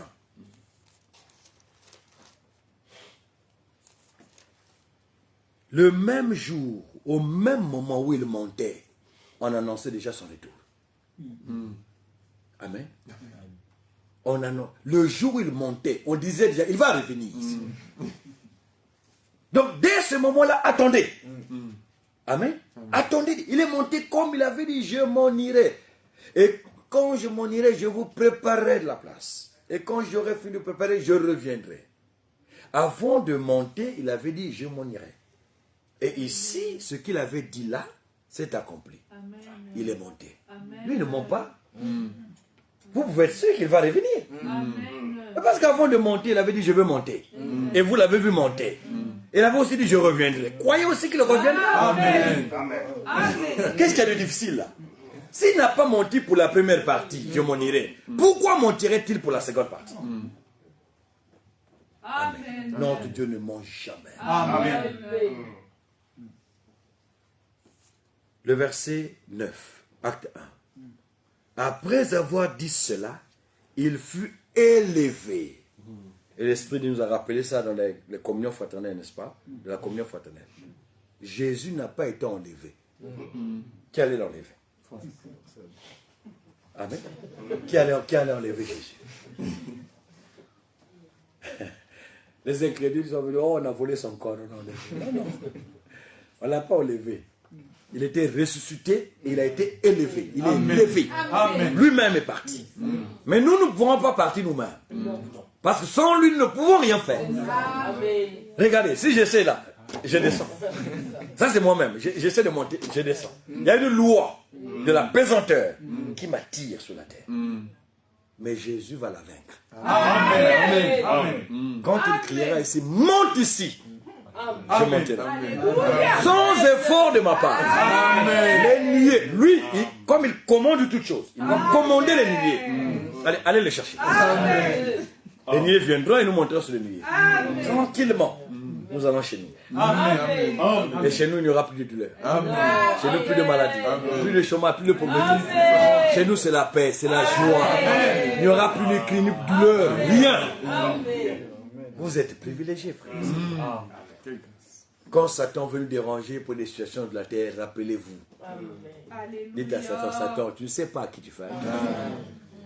Ça, même si tu déranges la chair, c'est la chair. C'est un corps que je vais rester. D'ailleurs, j'aime la promesse d'un autre corps. Amen. Satan, tu ne sais pas de quoi tu parles. Je suis tellement béni par le Seigneur. Dieu soit loué pour ça. Et soyez convaincus. Et Dieu dit des choses comme ça parfois quand tout va bien. Pour que lorsque tout ira mal, vous vous rappellerez de ces choses. Amen. Quand il dit toutes choses concourent au bien de ceux qui aiment Dieu, c'est toutes choses. Amen. Ah, mes frères, c'est toutes choses. Il sait pourquoi il le dit. Amen. Alors que, après avoir dit cela, il fut élevé pendant qu'il le regardait. C'était pas un rêve, c'était une réalité. Jésus montait, et eux, les disciples, le regardaient monter. Et une nuée, parce qu'il montait seul, Marie n'était pas avec lui. Jésus montait seul au ciel. Et parce qu'il était seul, une seule nuée est venue le dérober de leurs yeux. Nous, comme nous serons nombreux, des nuées au pluriel viendront nous dérober. Amen. Et on ne nous verra plus comme lui physiquement, on ne l'a plus vu. Amen. On l'a cherché, il est où? Les disciples savaient qu'il était parti. On nous cherchera, ils sont où? Il y en a qui avaient écouté les prédications. Ils sont partis. Ils nous ont laissé même la salle, mais ils avaient payé. Ils ne doivent rien, ils sont partis. Il va y avoir dans les informations ici, mais il y a des gens qui manquent et tout ça et tout. On ne les voit plus, mais ils avaient un dénominateur commun. Ces gens-là parlaient toujours qu'il y aurait un jour où Jésus reviendra. Amen. Et tous les noms qu'ils nous ont donnés là, branamistes, ceux-ci vont comprendre que non, ils n'étaient pas des branamistes, c'était des vrais croyants. Nous prions pour eux aujourd'hui, qu'ils viennent avant que le temps ne s'arrête. Maintenant le verset 10. Et comme ils avaient les regards fixés vers le ciel, il y a un témoin de Jéhovah qui m'avait dit, où est le ciel? Je dis, mais le ciel c'est en haut. On a dit, en haut. J'ai mis en haut. Le ciel. On n'a pas philosophé. Le ciel est en haut. Oh non, le ciel est en haut. Moi, c'est ce que je sais. Je n'ai pas envie de faire. On ne se lève pas sur la terre. On se lève de la terre. Donc, on va en haut. Jésus est allé en haut. Et les disciples avaient les regards fixés pendant qu'ils montaient. Et comme ils avaient les regards fixés vers le ciel pendant qu'ils s'en allaient, voici, déjà au même instant là, deux hommes vêtus de blanc leur apparurent. Deux anges. Et dirent, hommes galiléens, pourquoi vous arrêtez vous à regarder au ciel? Ce Jésus, pas un autre, ce Jésus qui a été enlevé au ciel du milieu de vous, viendra de la même manière que vous l'avez vu allant au ciel. Amen. Ça veut dire quoi? Dans le même corps. Amen. C'est un Jésus physique qui reviendra de la terre, du ciel. Amen. Et notre frère Branham, j'avais noté ça ici, avait dit, dans la prédication, l'union invisible de l'épouse de Christ. L'union invisible de l'épouse de Christ. Le frère Branham prêche et il dit, je crois en un retour physique du Seigneur pour prendre un peuple physique. Amen. C'est tout. Il n'y a pas de débat. Et lorsqu'il va revenir, il va s'arrêter là dans les airs. Il ne touchera plus la terre. Il s'arrête là. C'est nous qui quittons la terre pour sa rencontre. Dieu soit loué. Amen. Il reviendra comme c'est écrit. Amen. Maintenant, revenons de Éphésiens, chapitre 4. Or, que signifie verset 9? Il est monté, sinon il est aussi descendu dans les régions inférieures de la terre. Celui qui est descendu, c'est le même qui est monté au-dessus de tous les cieux, afin de remplir toutes choses. Et nous vous annonçons, au nom du Seigneur Jésus-Christ, que le même qui était descendu et qui était monté au-dessus de tous les cieux, descendra bientôt du ciel. Amen. À un signal donné, à la voix d'un archange, au son de la trompette de Dieu, le Seigneur lui-même, le même qui était monté, qui est ce soir gardé au ciel jusqu'au temps du rétablissement de toutes choses, bientôt à un signal donné, à la voix d'un archange, au son de la trompette de Dieu, le Seigneur descendra du ciel. Amen. C'est ce jour-là qu'il y aura l'enlèvement. C'est cette seule venue-là qui est appelée le retour de Jésus-Christ. Il y a plusieurs venues de Jésus-Christ dans la Bible. En rapport avec l'Église, il y en a 3. La première est venue pour sauver. Il est venu, il a sauvé. N'est-ce pas vrai? Que nous sommes sauvés. Il a apparu et il a effacé le péché par son sacrifice. Le diable n'a aucun droit de nous dire aujourd'hui, tu as péché, tu es pécheur. Nous sommes pardonnés. Amen. Parfaitement pardonnés. Oui. Amen. Quand Dieu nous voit, il nous voit sans péché. Amen. Parce que c'est Christ qui le voit. Oui. Amen. Vous croyez ça, frère? Amen. Il faut accepter, c'est la vérité. Amen. La voix, c'est toujours Timothée qui parle. Quand je parle, Père, il entend la voix, c'est Timothée. Mais quand il regarde, c'est Christ qui le voit. Amen. Amen. Amen. Amen. Comme Isaac. Isaac écoute la voix, il dit, mais la voix là, c'est la voix de Jacob. Mais il touche le corps, et ça c'est Ésaü. Amen. La voix c'est Jacob, mais le corps c'est Ésaü. Oui, oui. La voix c'est Timothée qui appelle Dieu. Mais lorsqu'il regarde, il sait que c'est Christ. Parce que je fais partie par sa grâce du corps de Christ. Amen. Vous aussi. Amen. Que le diable ne vous dérange pas. Si ton cœur te condamne, demande pardon à Dieu. Mais si tu es en paix avec le Seigneur, que le diable ne vienne pas te dire quelque que ce soit. Il faut le chasser. Amen. C'est pourquoi nous n'allons pas chez les femmes là qui ont ouvert des petites maisons là de prière.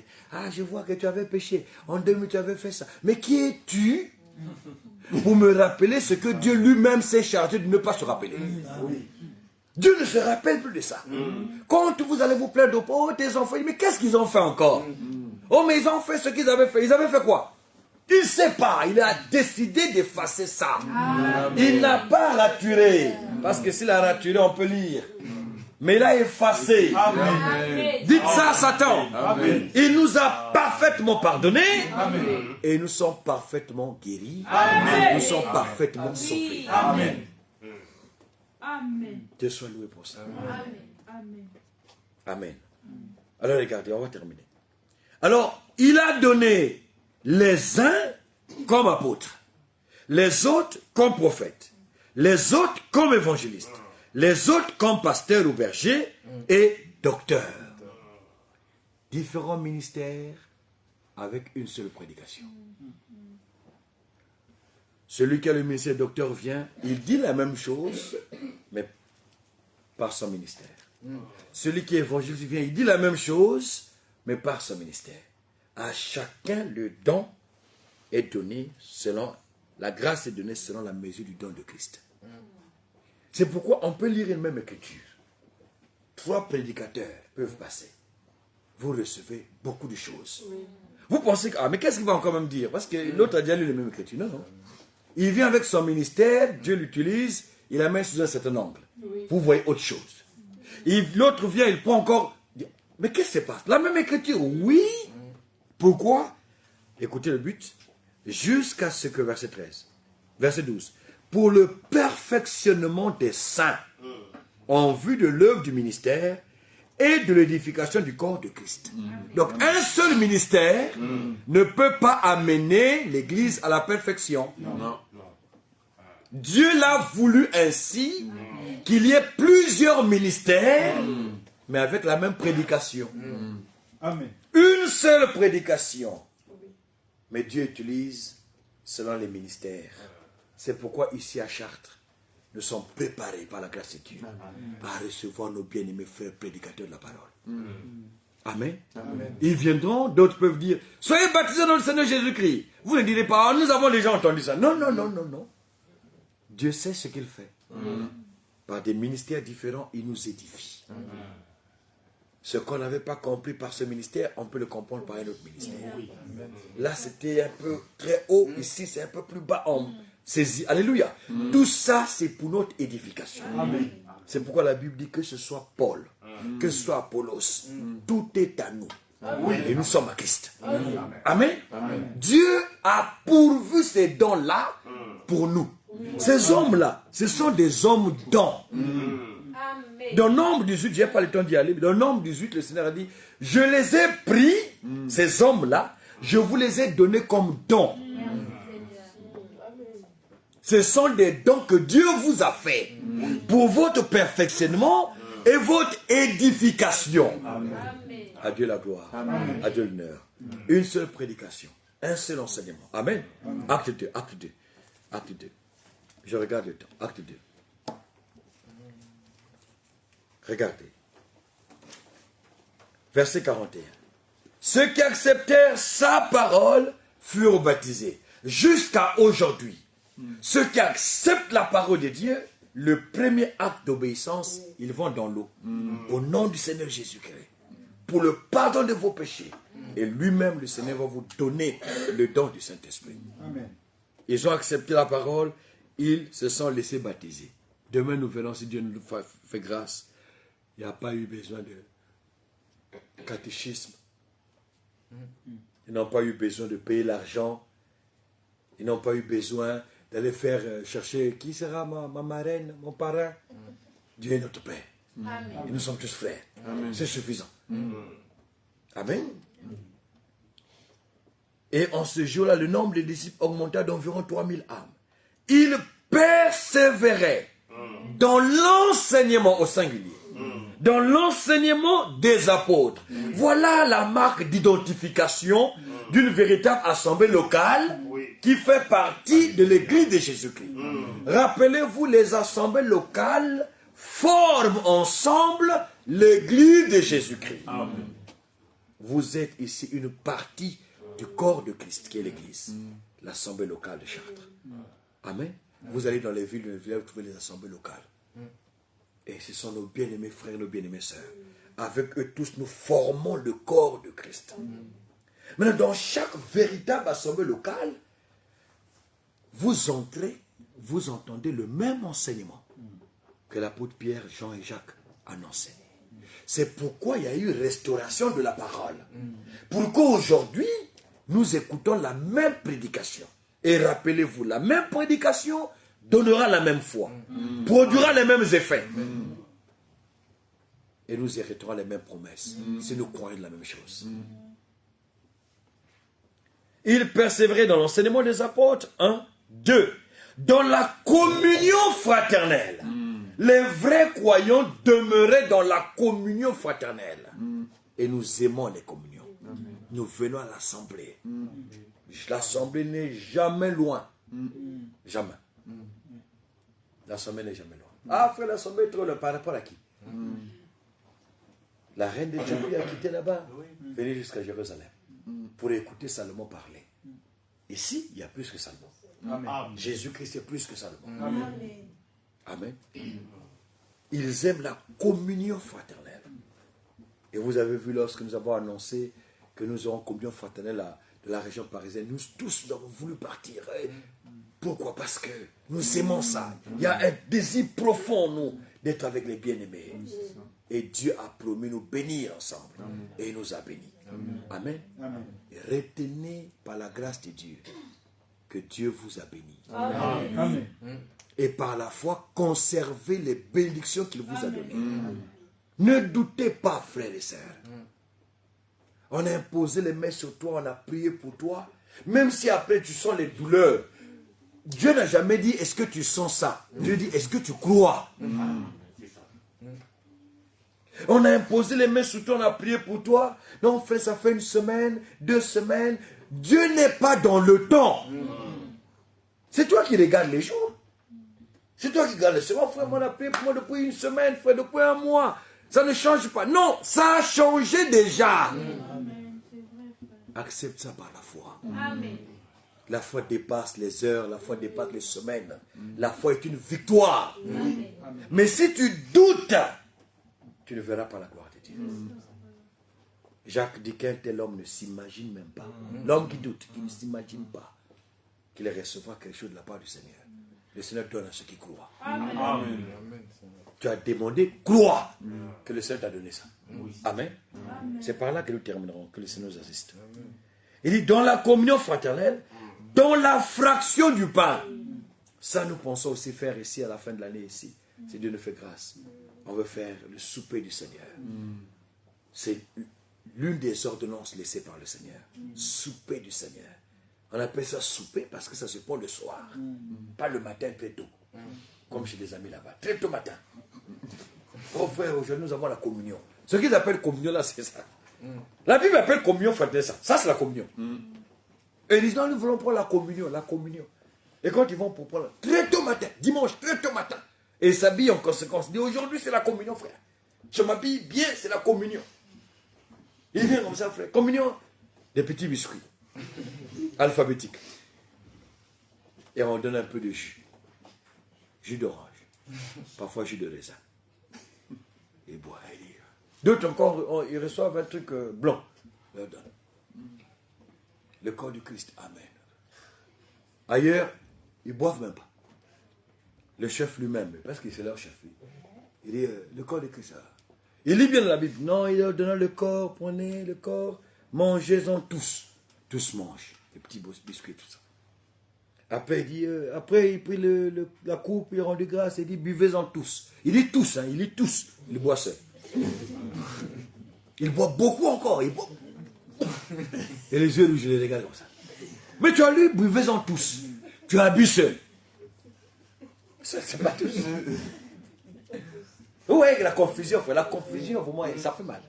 C'est l'égarement.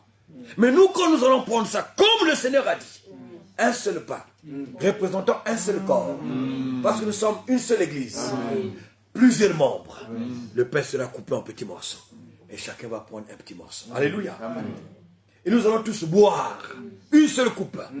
Et nous allons boire le vin. Parce que la Bible dit le vin, fruit de la vigne, pas la grenadine. Le pain sans les vins, pas des biscuits. C'est la restauration, bien-aimés frères et sœurs. Amen. Il faut que nous revenions comme était au commencement. Et le même Dieu qui a béni les autres dans la Bible nous bénira au-delà de toute mesure. Et ensuite nous irons au ciel. C'est tout. Ça c'est une ordonnance. Baptême d'eau, souper du Seigneur, lavage des pieds. Jean, regardez Jean. Jean au chapitre 13. Verset 2. Verset 1 déjà. Avant la fête de Pâques, Jésus, sachant que son heure était venue de passer de ce monde au Père, et ayant aimé les siens qui étaient dans le monde, mit le comble à son amour pour eux. Dans votre Bible, Louis Ségan, il est écrit pendant le souper. Amen. C'est comme ça que c'est écrit dans votre Bible. Mais en réalité, ce n'est pas pendant le souper. C'est après le souper. Ce qui va se faire là, le lavage des pieds se fait après le souper. Pas pendant. Après le souper, la version en anglais dit bien supper being ended. Donc, après le souper. Et pour ceux qui aiment lire les prédications de Frère Branham, et nous vous conseillons de lire les prédications de Frère Branham, de les écouter. Parce que Frère Branham est véritablement un homme envoyé de Dieu. Amen. Le messager pour cet âge. Amen. Amen. Allez lire la prédication intitulée l'ordination. Ordination. Là, vous verrez comment il a appliqué aussi cette ordonnance en montrant que c'est après le souper qu'on fait le lavage des pieds. J'ai longtemps parlé avec un prédicateur quelque part en Afrique là. Il n'a jamais voulu accepter. Il dit, mais tu dis que tu crois au monsieur de Frère Branham, tu dis que tu crois à la Bible, tu dis que tu crois au monsieur de Frère Franco. Mais c'est comme ça que ça s'est fait.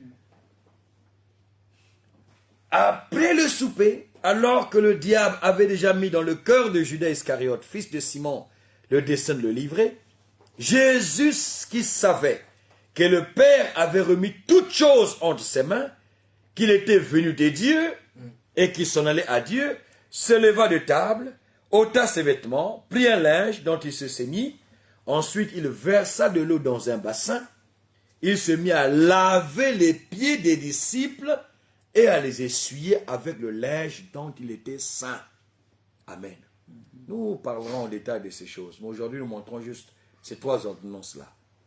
Le lavage des pieds. C'est un signe d'humiliation ou d'humilité, un signe d'amour considérer l'autre comme supérieur. Alléluia. Et Jésus l'a fait. Et après l'avoir fait, écoutez ce qu'il dit. Verset 13. Ou verset 12 déjà. Après qu'il aurait lavé les pieds et qu'il ait pris ses vêtements, il se remit à table et leur dit, comprenez-vous ce que je vous ai fait? Vous m'appelez Maître et Seigneur, et vous dites bien, car je le suis. Si donc je vous ai lavé les pieds, moi, le Seigneur et le Maître, vous devez, alléluia. Amen. Amen. Pas que vous pouvez si vous voulez, non. Vous devez vous laver les pieds les uns aux autres. C'est une ordonnance que Jésus a laissée à son Église que nous sommes. Amen. Vous devez le faire. Amen. Car je vous ai donné un exemple, afin que vous fassiez comme je vous ai fait. En vérité, je vous le dis, le serviteur n'est pas plus grand que son Seigneur, ni l'apôtre plus grand que celui qui l'a envoyé. Si vous savez ces choses, vous êtes heureux, vous êtes bénis, pourvu que vous les pratiquiez. Alléluia. Amen. Gloire soit rendue au Seigneur. Amen. Amen. Que Dieu soit loué. Amen. Alors voilà comment on va s'arrêter ici. C'est la restauration. C'est le rétablissement de toutes choses. Dieu veut que nous revenions à l'enseignement des apôtres et des prophètes. La prédication, la nôtre, une seule. Parce que c'est la même parole que Jésus a dit dans la prière de Jean chapitre 17. Je les ai donné les paroles que tu m'as données. Amen. Amen. Amen. Les disciples sont allés prêcher les mêmes paroles que Jésus leur avait données. Et Jésus a dit, Père, c'est toi qui me les as données. C'est la prédication.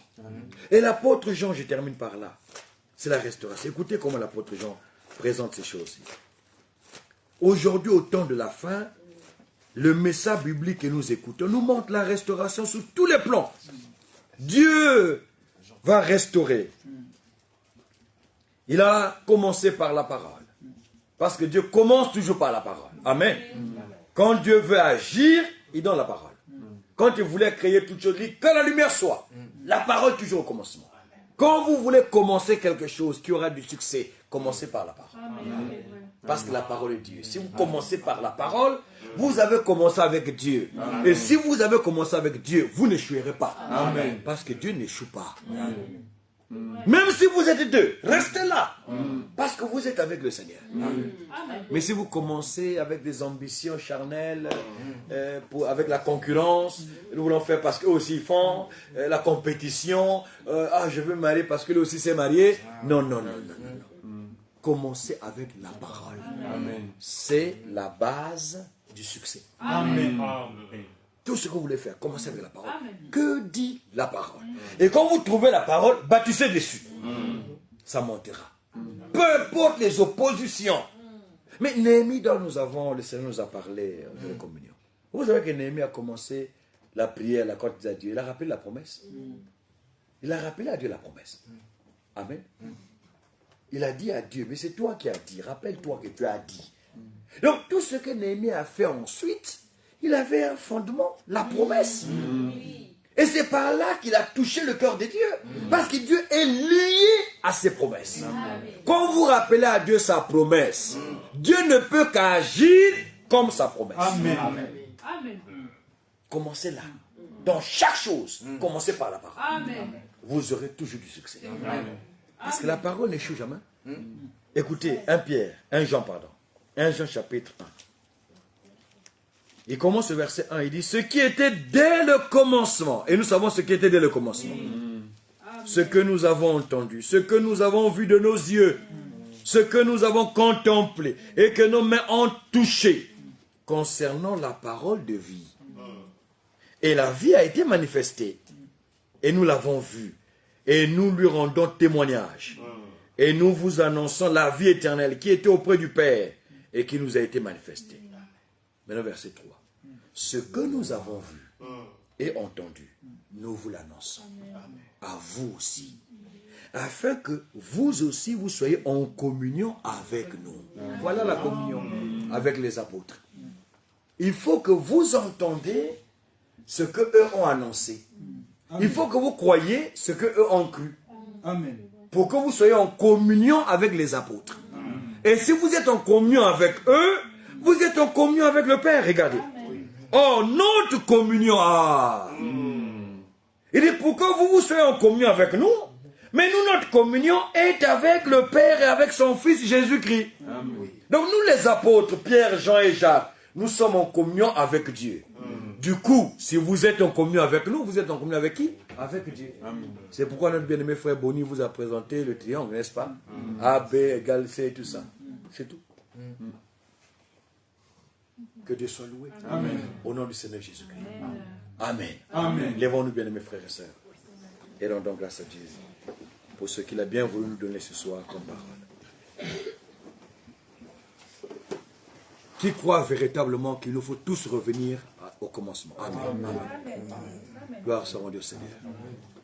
Pour tous ceux qui recevront et croiront la parole de la restauration, Dieu enverra la puissance pour restaurer toutes choses. C'est sur nous qu'elle va tomber. Amen. La pluie de la saison tombera sur nous. Amen. Parce que nous avons reçu la pluie de la première saison. Amen. Ce sera une suite de ce que le Seigneur va faire. Et c'est comme ça qu'il va achever l'œuvre qu'il a commencé avec toi et moi. Amen. À lui la gloire. Donnons-lui la gloire, l'honneur et la louange par la prière. Prions. Reçois pour tout ce que tu as dit, pour tout ce que tu as fait. Reçois la gloire, reçois la louange, reçois l'honneur. Seigneur, pour ta parole que tu as pourvue à nos âmes, pour l'esprit qui a inspiré, pour l'esprit qui a révélé ces paroles dans les cœurs des croyants. Notre prédication, elle est une, et révèle ainsi ta main toute puissante dans la vie des frères et des sœurs qui ont cru. Seigneur, que ceux qui étaient dans les difficultés, quelles qu'elles soient, voient l'amour de Dieu manifester la victoire dans leur vie ce soir. Bénis mes frères et bénis mes sœurs. Bénis toute l'assemblée, Seigneur bien-aimé. Bénis les frères et les sœurs qui ont suivi en ligne. Seigneur, unis-nous ensemble dans la parole que tu nous as donnée. Que la même prédication produise les mêmes effets, que les mêmes expériences authentiques bibliques soient faites par nous, comme elles étaient faites par les premiers au commencement. Oui, Seigneur, tu veux que l'assemblée, l'église à la fin, soit comme elle était au commencement. C'est ta volonté, elle n'échouera pas. Et ce soir, nous sommes d'accord, bien-aimé Père. Nous disons oui à ce que tu as dit, à ce que tu as fait. Accomplis ta volonté dans le nom saint et précieux de Jésus-Christ, notre Sauveur et Seigneur. Nous te prions. Nous voulons prier, bien-aimés frères et sœurs, pour le corps de Christ dans le monde entier. Que Dieu fasse cesser tout ce qui est contraire à sa volonté, mais qu'il restaure pleinement le véritable amour et les véritables choses et expériences qui étaient au commencement. Que Dieu achève son œuvre. Prions tous pour le corps de Christ. Dieu Tout-Puissant.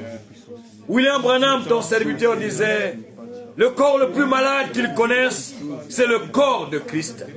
Mais tu es le guérisseur véritable.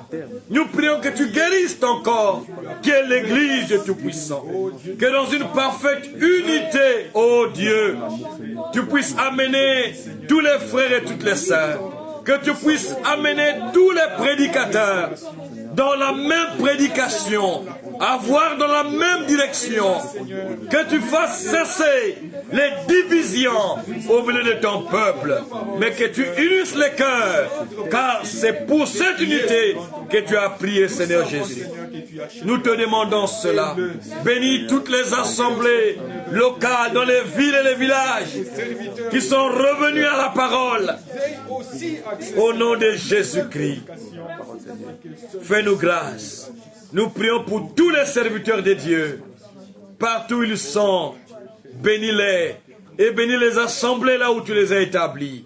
Fais-le, Seigneur, dans le nom saint et précieux de Jésus-Christ. Nous prions pour ton serviteur Evald Frank. Nous prions pour la réunion de demain. Dieu Tout-Puissant, agis puissamment, Seigneur, afin que l'épouse entende la même parole, expérimente la même bénédiction. Nous te le demandons au nom de Jésus-Christ. Alléluia. Seigneur, nous prions pour les bien-aimés frères et sœurs qui nous ont donné ce matériel pour l'œuvre de Dieu à Chartres. Oh Dieu, ils ont dépensé. Seigneur, merci pour ce qu'ils ont fait. Bénis-les au-delà de tout ce qu'ils demandent, de tout ce qu'ils peuvent espérer recevoir de toi. Donne-leur, Seigneur, au centuple. Et que ce que nous avons reçu serve à l'édification du corps de Christ. Et pour que la gloire revienne à Dieu et à Dieu seul. Bénis-les, bénis cette assemblée de Chartres. Bénis les frères et les sœurs. Dieu Tout-Puissant, ils viennent de loin parce qu'ils croient en toi. Qu'aucun de nous ne reparte comme il était venu, mais donne au-delà de nos besoins. Et que ces déplacements, Seigneur, servent à quelque chose. Que les fruits de ce réunion soient manifestés juste dans l'éternité. Pour ta gloire et pour ton honneur.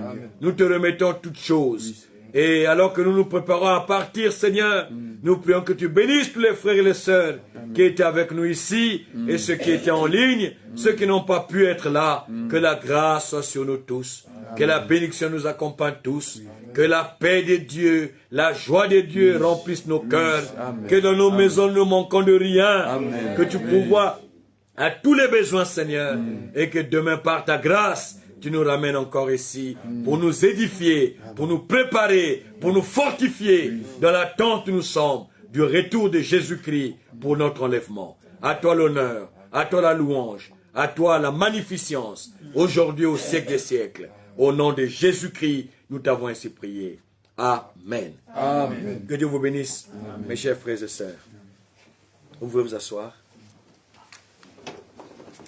Voilà, nous allons passer les salutations fraternelles. Et n'oubliez pas, demain, nous sommes là à 9h30. C'est ça, frère Joe? 9h45. Merci, frère. Il y a Zurich, c'est le dernier dimanche du mois. Nous allons suivre Zurich demain. Et venez à temps, écoutons la parole. Et à la fin, nous resumerons un tout petit peu et nous partirons. Voilà, nous avons les salutations de nos bien-aimés frères et sœurs. Avant de donner les salutations, je veux dire, surtout aux frères qui sont ici à Chartres sur place, sœur Bijou et autres, nous avons 2 familles qui veulent venir vivre à Chartres pour l'assemblée. Ils suivent en ligne, mais ils ont dit nous voulons être à Chartres. Alors ils cherchent des maisons, ils cherchent des logements. Donc si vous connaissez tout, faites-moi savoir. L'autre a dit, à part de 4 pièces, après 4 pièces, non? 3 chambres, et voilà. Donc ils cherchent ça. Si vous avez une information comme ça, venez vers nous et nous allons passer l'information à nos bien-aimés frères et sœurs. Voilà, nous avons les salutations fraternelles de nos sœurs et frères. La sœur Yasmine Sambi vous salue. La sœur Nicole Mabanza vous salue. Le frère Gentil, serviteur de Dieu au Canada, à Gatineau, vous salue. La sœur Mami Zando vous salue. La sœur Manu Zando nous salue. La sœur Précieuse Ruth nous salue tous. Au nom du Seigneur Jésus-Christ. Vous avez reçu les salutations. Amen. Nous sommes nos bien-aimés frères et sœurs. Nous les saluons aussi. Que Dieu les bénisse richement. Au nom de Jésus-Christ. Amen. Amen.